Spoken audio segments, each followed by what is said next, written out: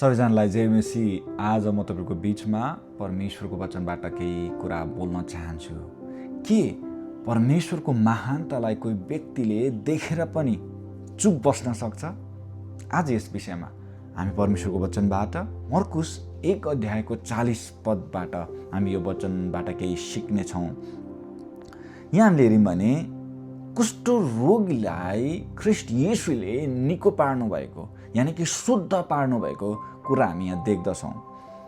40ले यसरी भन्दछ, अनि एकजना कुष्ठरोगी उहाँ कहाँ आएर घुँडा टेक्दै यसो भनेर बिन्ती गर्यो, तपाईँले इच्छा गर्नुभयो भने मलाई निको पार्न सक्नुहुन्छ। हामीले यो कुष्ठरोगलाई एउटा हेऱ्यौँ भने कुष्ठरोग लागेको व्यक्ति चाहिँ समाजबाट टाढा रहनु पर्थ्यो, आफ्नो परिवारबाट टाढा रहनु पर्थ्यो र समाज र परिवारबाट एक्लै धेरै टाढा बस्नु पर्थ्यो। किनकि यो कुष्ठरोग चाहिँ एउटा सरुवा रोग भएको कारणले गर्दा, एउटा डरलाग्दो रोग भएको कारणले गर्दा चाहिँ मानिसहरू कुष्ठरोगीहरूसँग बस्न डराउँथे, कुष्ठरोगीसँग कुरा गर्न डराउँथे, किनकि यो चाहिँ डरलाग्दो एउटा सरुवा रोग थियो। अनि यो व्यक्तिलाई कुष्ठरोगबाट यो व्यक्ति पीडित भएको कारणले गर्दा ऊ चाहिँ समाज र परिवारबाट टाढा थियो। तर ऊ चाहिँ येशू भन्ने एउटा व्यक्तिमा उसको ठुलो आशा जागेको हुन्छ। यहाँ भन्ने भने इङ्ग्लिस बाइबलमा हेऱ्यौँ भने उसले के भन्छ भने the man new something about Jesus भन्छ। येशूले आश्चर्य काम गर्नुभएको, येशूले रोगीहरूलाई निको पार्न सक्नुहुन्छ भन्ने कुरा उसलाई थाहा थियो। अनि जब उसले येशूको विषयमा केही कुरा उसलाई थाहा थियो कि यो व्यक्तिले मलाई सहायता गर्न सक्छ, यो व्यक्तिले इच्छा गर्यो भने मलाई निको पार्न सक्छ भन्ने कुरा त्यो व्यक्तिमाथि आशा भएको कारणले गर्दा, विश्वास भएको कारणले गर्दा ऊ येशूको अघि गइकन घुँडा टेक्दै भन्छ, हे येशू, तपाईँले इच्छा गर्नुभयो भने मलाई निको पार्न सक्नुहुन्छ भनेर यो व्यक्तिले येशूको अघि गइकन घुँडा टेक्दै प्रभुसँग बिन्ती गर्छ। तब येशू दयाले भरिएर उहाँले आफ्नो हात पसारेर त्यसलाई छुनुभयो। यानि कि एउटा येशू आफै यहुदी हुनुहुन्थ्यो। यहुदीहरूले कुष्ठरोगीहरूलाई छुँदैनथे, किनकि यहुदीहरूले कुष्ठरोगलाई छोयो भनेदेखि त्यो चाहिँ अशुद्ध हुन्थ्यो। यहुदीहरू झन् येशूलाई हेऱ्यो भने त उहाँ त एउटा शिक्षक हुनुहुन्थ्यो, उहाँ त परमेश्वरको पुत्र हुनुहुन्थ्यो। अनि सामान्य मानिसलाई पनि हेऱ्यौँ भने कुष्ठरोगीलाई मानिसहरूले छुन डराउँथे, किनकि यो चाहिँ एउटा सरुवा रोग थियो।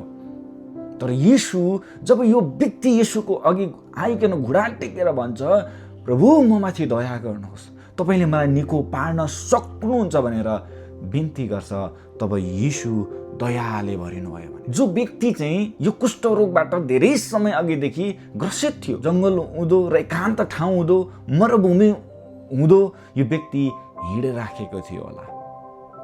जब यो व्यक्तिले येशूमाथि विश्वास राख्छ, उहाँले मलाई सायद निको पार्न सक्नुहुन्छ होला भनेर तब गइकन बिन्ती गर्छ, तब परमेश्वरको पुत्र ख्रीष्ट चाहिँ दयालु हुनुहुन्थ्यो, उहाँ प्रेमिलो हुनुहुन्थ्यो र उहाँले त्यस व्यक्तिलाई आफ्नो हात पसारिकन दया देखाउनु भयो, माया देखाउनु भयो। किनकि ऊ चाहिँ समाजबाट माया पाएको व्यक्ति थिएन, आफ्नो परिवारबाट पनि उसले कुनै वास्ता नि फिक्री पाएको थिएन।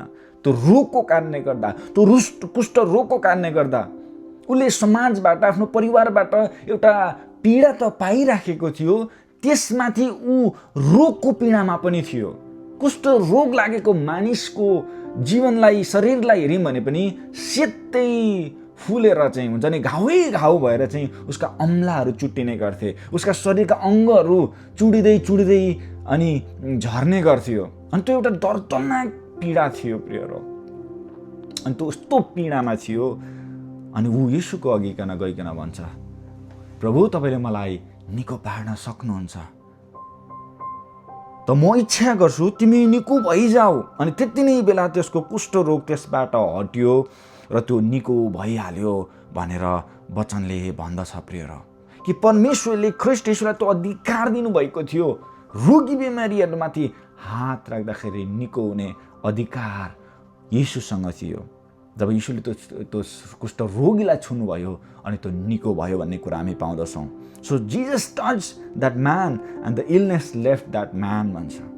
त्यो व्यक्तिबाट त्यो रोग निको भइगयो। Jesus wanted that man to obey God's law भन्छ।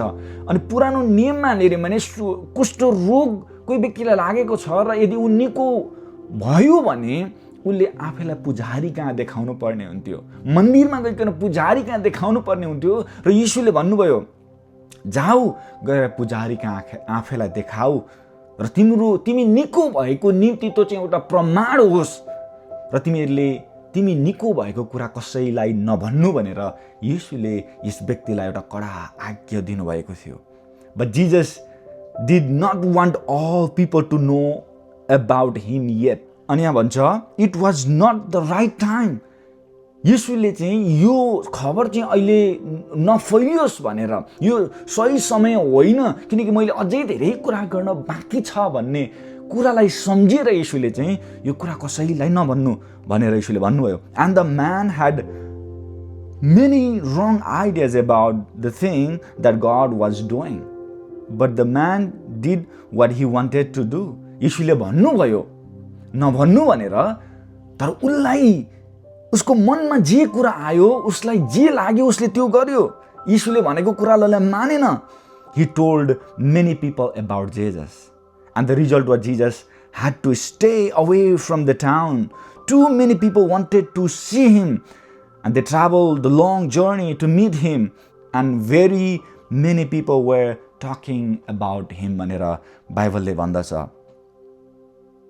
जब यस व्यक्तिलाई येशू ख्रीष्टले निको पार्नु भयो नि, तब यो व्यक्तिलाई येशूले भन्नुभयो अहिले सही समय होइन, तिमी चाहिँ गएर पुजारी कहाँ आफैलाई देखाऊ र तिम्रो रोग निको भएको निम्ति एउटा प्रमाण होस्, तर तिमीले कोही मानिसलाई नभन्नु है येशूले मलाई छोएर निको पार्नु भयो, येशूले मेरो निम्ति प्रार्थना गर्नुभयो भनेर अहिले नै तिमीले नभन्नु, पछि भन्दा हुन्छ, यो चाहिँ सही समय होइन, अहिले नै चाहिँ नभन्नु भनेर येशूले भन्नुभएको थियो।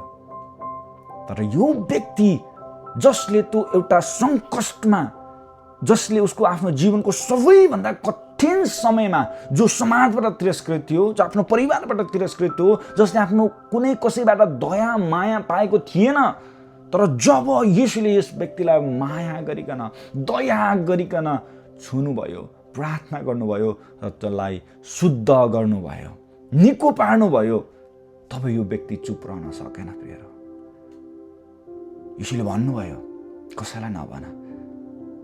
उसलाई थाहा थियो मैले येशूले भन्नुभएको कुरा मान्नुपर्छ भन्ने कुरा पनि उसलाई थाहा थियो, तर त्यो थाहा हुँदै पनि यो व्यक्ति चुप रहन सकेन। जे उसको जीवनमा भएको थियो, जुन घटना उसको जीवनमा भएको थियो, जुन महानतालाई उसले देखेको थियो नि, उसले कोसिस गरेको थियो होला धेरै रोगहरू, यो कुष्ठरोगबाट छुटकारा पाउनको निम्ति उसले धेरै दबाई गरेको थियो होला, धेरै मानिसहरूसँग भेटेको थियो होला, धेरै उपचार गरेको थियो होला, तर हुँदै पनि उसको शुद्ध भएको थिएन, ऊ निको भएको थिएन। अनि त्यही कारणले गर्दा ऊ आफ्नो छोराछोरी, आफ्नो परिवार, समाजबाट तिरस्कृत भइकन जङ्गल हुँदो भन्यो भने मरुभूमितिर ऊ हिँडिरहनु परेको थियो। एउटा सङ्कष्टमा एक्लै रुई कराई गरिराखेको थियो।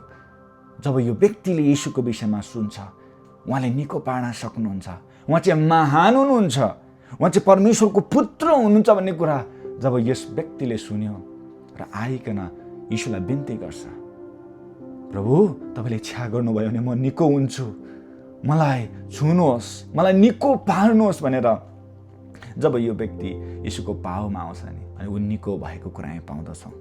अनि जब यो व्यक्ति निको हुन्छ नि, थाहा थियो उसलाई मलाई येशूले कसैलाई नभन्नु भन्नुभएको छ भनेर, तर जब यो व्यक्तिले त्यो महानतालाई देख्यो, तब जब यो व्यक्तिले ख्रीष्टको महान प्रेमलाई इन्काउन्टर गर्यो, जब यो व्यक्तिले येशूको महान दयालाई देख्यो नि, तब यो व्यक्ति चुप रहन सकेन।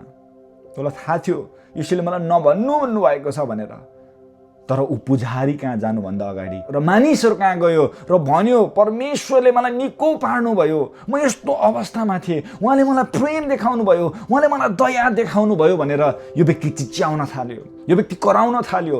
सहरमा, उसको त्यो जुन सहरमा ऊ थियो, त्यो सहरमा, गाउँमा भन्यो भने घर घरमा गइकन मानिसहरूको बिचमा उसले भन्न थाल्यो कि येशू कति महान हुनुहुँदो रहेछ, उहाँको प्रेम कति महान रहेछ भनेर उसले मानिसहरूको बिचमा त्यो आश्चर्य कामको घोषणा गर्न थाल्यो।